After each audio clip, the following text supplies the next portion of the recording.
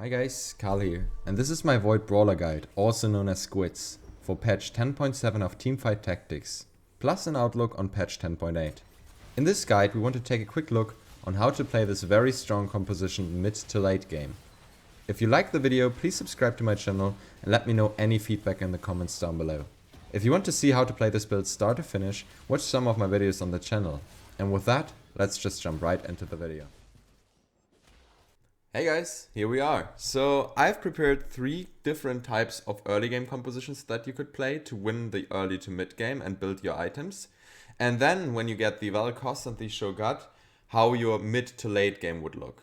The great thing about this composition in my opinion is you will have a very strong mid to late game where it's not very complicated to play it. I would say it's one of the easiest top tier compositions you could play right now, along with mech infiltrators. At the same time, there are some tips and tricks to it that you should know, and yeah, we can basically jump directly into it. So you should know, when you want to play this build, the most core item that you 100% need, no questions asked about it, is Sorceress Embrace. So you need 2 tiers. That means in the first circle, you want to prioritize tier over everything else. If you can get a tier, brilliant. If not, try to get a staff. If you can't get that, maybe a crit glove. So given that, if you don't find a tier in the first circle and in the first 3 rounds, you might already want to reconsider if you want to go for this build, because without a Sorceress, your Vel'Koz takes too long to ult. If you can pick up your first tier at the first draft, after like in round 2-1, 2-4, sorry. And you can pick up a second tier at Terra Busters, that might be enough. But still, I would think about carefully if you want to go for that build. Okay, so now that out of the way, what you want is a Sorceress Embrace. The other thing you 100% need is the Quicksilver Slash. So you also need this one. In my opinion, there are people that play it without, but it's too risky in the late game. If your Vel'Koz gets interrupted by CC abilities, that's already game. And then the third one, now there you can vary it from, it now entirely depends on the items you get. So this is where you at least win 1 staff, and you can build some more damage with a jeweled gauntlet. You can build some more damage with the Rabadons. Both options work. And the third thing you can also build is a Morellonomicon. The problem with that item is it helps a great deal in the early to mid game. In the late game, your damage will fall off, so you will need 2 Vel'Koz ultis to kill the enemy team. And sometimes that's too long. That's just too long time that doesn't really work. So I now, after playing this build a few times, I would prefer Jeweled Gauntlet or Rabadons. So these are the items that you generally want to build. Like I said, Sorceress is the most important thing. And of course you want to win early game. And in early to mid game, you don't have a Vel'Koz and you don't have a Shogun. These are 4 cost units, so you need to level up a bit before you can get them. Alright, knowing that, you can play 3 different compositions early to mid game to win the game. So Ziggs is great with these Vel'Koz items. So what you can start is, if you have an early Sorceress on Ziggs that's so much damage, then you build basically into the Rebels. Ziggs is your item carrier until you transition to Voids. And then at level 4 you can put something in like another Brawler, like a Blitzcrank. That helps a great deal. You can also put in, for example, if you have a Sona Mystic, or even a Demolitionist if you find a Rumble. So just to play off a bit with the synergies that you can naturally build in there. And then on level 5 you can just start adding in Brawlers. And this is for all the 3 early game compositions. I would just recommend, as soon as you go 5, just add in more Brawlers, because these are the units that you will need in the end. And your Ziggs can carry the damage until you transition to Voids. So this is one possible early game composition, Rebels plus Brawler. You can also, by the way, these items are also good on the typical Rebel builds. So Rebel is not super bad at the moment. If you're not contested and you can get all your units to 2 stars, it's still a good build. So if you want to go Rebels, you can also basically transition later onto Rebels. I would recommend Void Brawlers though. Alright, so the second option how you could play is with Caixa carry early game. So if you find an early Caixa, this is also a very good build. It's easier to find a Ziggs 2-star, obviously, because he's a 1-cost unit, Kaiser's a 2-cost unit, and sometimes you just don't get lucky, find not enough Kaisers. But if you find her, like this could also work. Of course, you then want also to play a frontline that in some shape or form is reusable later on. You could also exchange this for more infiltrators. The thing is, what I found, you don't want to lose too much money by playing too many different units. So I would play the Brawler frontline with a backline of these 2 units, and Kaiser can carry the damage early to basically stage 3-2. And again, if you for some reason find a lot of swords in the Terra Bust around, you can still go infiltrators with this. So this is also kind of bonus. So this is the second composition. And again, add in more Brawlers as the game gets on and you get to level 4, 5, and 6. And you could also, like I said, add in a Sheko, for example. And then the third variation is with Sorceress. So TF is also a great item holder early game for Seraphs and, for example, Jeweled Gauntlet. Like I said, you can also add in the Rabadons here, and you can also add in the Morellonomicon here.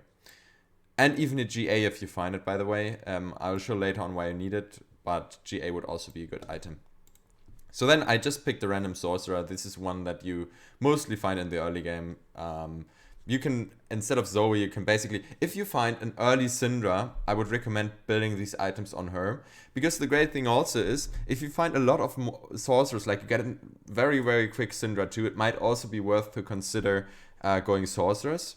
And the good thing about all 3 of those builds here is, you can transition into something different mid-game if you see another person is going Void Brawlers. Because it gets very difficult if 2 persons are going Void Brawlers. Because your win condition in the late game will be you want to get Vel'Koz or Sho'ghath to 3. So if you see somebody else is playing it with these 3 comps, you can transition to something else. With this you can transition into a Sorceress. With this you can transition into Infiltrators. And with this you can transition to Rebels. Honestly, Rebels is not that great. The other 2 builds are much better. But therefore, this is, I would say, the strongest early to mid game, but it limits your options in terms of late game. In whatever you want to transition. Okay, so we have all of these 3 comps. Good first 3 comps that you can go for in the early game to win out the early game, build up a good lose streak, good win streak, sorry. And by the way, you need kind of this win streak because you want to build up an HP buffer and you want to build up the gold. So I will show you what basically happens in late game. So let's assume we hit 3-2. We added some more Brawlers into each one of these builds. We made them a bit stronger, but now you're 3-2. And this is where you start to slightly fall off. So what needs to happen is you add in a few more bonuses. What you can also do, for example, is add in Chrono because you have a Blitzcrank in here. By the way, we already have Chrono, but you can, for example, go at level 6 for 6 Chrono. Like, you can play a bit with synergies here. Because in the end, you won't play the units you're playing on the field right now. Most of them, either way. But what you want to achieve is you want to find a Sho'ghath and a Vel'Koz. Don't reroll too much, though. Because you want to keep your economy very strong. At level 7, I would recommend rolling a bit more for Sho'ghath and Vel'Koz.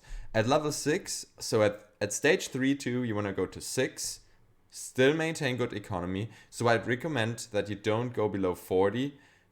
In any case, not go below 30 gold. Build up your gold again, go to 7 as fast as possible. Then you want to hit the Sho'ghath and Vel'Koz and transition basically to this build. So this is where it gets interesting. So at level 7, the latest at level 7, you want to get in your Vel'Koz and Sho'ghath. If you can hit them at level 6, you just don't play the Sorcerer I have down here, because that is optional. The Sorcerer is optional. So this is how you would play it then. So basically from all the other builds before, you would basically transition out most of your units. You would keep the Brawlers, so your front line is basically Brawlers. Your back line in this case is just the Vel'Koz. You have the Kha'Zix in here for Void, but honestly, Kha'Zix, don't try to 3-star them, it's not worth. It just costs you gold. 2-star Kha'Zix would be okay. You could even play 1-star Kha'Zix. Honestly, Kha'Zix is just there to give you the Void buff. And then at level 7 you add in this unit. This is a Sorcerer. I add in Twisted Fate because he also gives you Chrono, and therefore your Vel'Koz will basically charge his second ult a lot faster. What you can also do is add in a Lux. Her ability is just much stronger than Twisted Fates. But then again, you're missing out on the Chrono. So it depends on the game, really. Sometimes I would play Twisted Fate, sometimes a Lux, depending on the compositions I'm playing against. Alright, so we want these 3 items, as I mentioned, on the Vel'Koz. The idea is that Vel'Koz has a lot of starting mana with Seraph's Embrace, and he ults very early on in the fight, killing most of the enemy units. So basically killing off the damage of your enemy, and then it's just easy for the rest of the units to clean up, and Vel'Koz can also get off a second ult to kill the rest of the team. So this is the overall idea of this composition. Then you have also the Shogat that you also want to make a lot of damage. Shogat 2 can also with Void buff. Basically, these 2 together will destroy the enemy team. On Shogath, you want Morella Nomicon if you don't build it on Vel'Koz, because you want more damage on Vel'Koz, so then I would build the Morella Nomicon on Shogath. It gives him also bonus HP, which is great. It gives him more ability power, and the effect is pretty good, because if these 2 don't kill off the entire enemy team, the burn can finish their job. Then Guardian Angel, very important. So the best thing that could happen is that Shogath gets off 2 ults. If you get off 2 ults with Shogat, that should also be pretty much be the fight. And then the Warmogs got buffed. Brawlers overall is synergizing pretty well with Warmogs, and you just want to give the Shogat a bit more survivability. So this is basically, you want to stack these 2 units, then you want to add on this, and the positioning is super important here. I position this exactly this way, or what you could also do is position it this way, so it depends on the side. So here's how you want to determine which side you're playing this on. By the way, now you have a gap here, so maybe you want to consider something like this. So most important thing is, first of all, you corner the Vel'Koz a bit so he doesn't get attacked by enemy units. You have the Twisted Fate in the corner here, because if there is a Blitzcrank, you want him to not hook your Vel'Koz. It is kind of irrelevant if you have a Quicksilver, but still, it's good to have a bait basically here. That also infiltrators can jump on and don't immediately focus on this unit. And then this unit, the idea is the Blitzcrank will pull also a unit, and all of the enemy units will gather basically at this point, and then the Vel'Koz ult will go from here over to here and basically erase them. So this is the idea of the setup, and then you want to position them either on the left or the right, depending if the enemy carry is here, because usually Vel'Koz ult will start like this, and then he goes over like this. So basically, the longest amount of time he will spend is on the enemy carries. He will quickly erase them. So this is why I want to position him on the side where the most enemy carries are, to quickly erase them, basically. So let me quickly reposition this to the right side, like this. So positioning is super essential. Always like this. And what you can also do is, which is also very, very strong, is if you find a Seraphs, put it on the Blitzcrank. Blitzcranks with Seraphs is also very good at hooking things. This is all you need to know. What you basically do is you go to level 6 or 7. If you hit these 2 units at 6, you're very lucky, and you will have a very, very good mid to late game. At 6, if you only hit level cost, it might be worth to just sell your item carriers in these 3 builds, and transition the items to Vel'Koz, because he actually does so much damage. Then, for example, in this build on level 6, you would put in maybe 1 additional Brawler. Maybe you don't have 4 Brawlers yet, you don't have Void yet, but still Vel'Koz is doing so much damage. At level 7, you for sure want to have this build in. And then at level 7, it would be good to get to level 8 if you have a Vel'Koz 2 or a Shogat 2. One of those 2. If you have one of those 2, it should be pretty easy to get to 8 while maintaining strong economy. And basically what you want to do, why you want to go to 8. So on 8 you have the higher chance of hitting purples, and the win condition for this build for you is to get one of these 2 to 3 stars. Maybe even both. If you're not contested, maybe even both. And if you get these to 3 stars, you're pretty much winning the game. So on level 8, you want to re-roll and don't go to 9, except for one case. There is only one case where you want to go to 9 for higher chance, because else you're wasting too much gold going to 9 when you're really at 8 re-rolling. So the one case where you want to go to 9 is when you're contested, but you have more HP. So basically you're waiting for the other guy to die, and then you want to reroll. But this delays your reroll, because you see the other guy is holding units that you can't get at that time. So you're waiting for the other Void Brawler to die, and while you're waiting, you're basically using your gold to go to 9, because when he's dead, you can quickly use your rest of the gold at 9 to quickly get the units. So you don't waste gold basically by rerolling while he is holding units. It makes it close to impossible for you to hit more.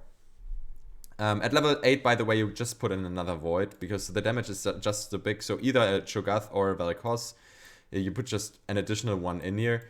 I would mostly recommend the Cho'Gath, because he just delays the fight a bit more. Mostly one Vel'Koz is enough. But later in the game, it might... So in the early mid-game, it might be better to have 2 Cho'Gaths. In the later mid-game to late game, it might be better to have 2 Vel'Kozes. Depending also on which you have on level 2 on your bench, because of course then you want to put it in. So this is in general how you would play it. On level 8 you just put in an additional Void, and on level 8 you want to reroll for basically 3-starring these units. Before you go to 8 you mostly want one of these 2 on level 2, so you have a strong mid to late game. I hope this helps.